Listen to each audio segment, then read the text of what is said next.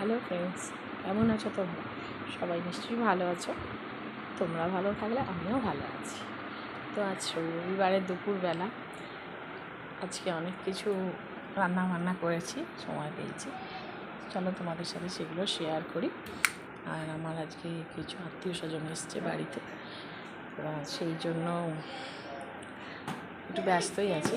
এই দেখো আমার বোন, হ্যালো, ছেলে, আমার ছেলে সবাই মিলে খেলা করছে। আমি হই হই করছে। কম্পিউটার হয়ে গেল, এতক্ষণ কম্পিউটার খেলা হয়ে গেল। আচ্ছা, তারপরে দেখো আমি কী রান্না করেছি আজকে অনেক কিছু রান্না করেছি। আজকে করেছি দেখো গরম গরম ভাত, হচ্ছে করেছি আলু ভাজা, পটল ভাজা,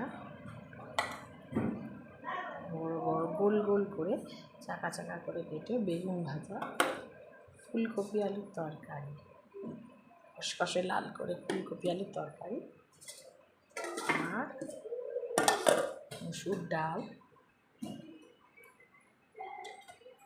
আর কি করেছি বন্ধুরা বলো তো? আর করেছি মাটন,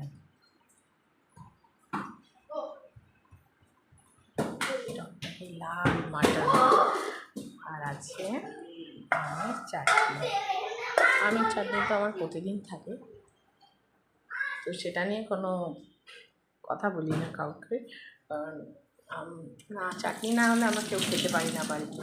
ভীষণ ভালো লাগে।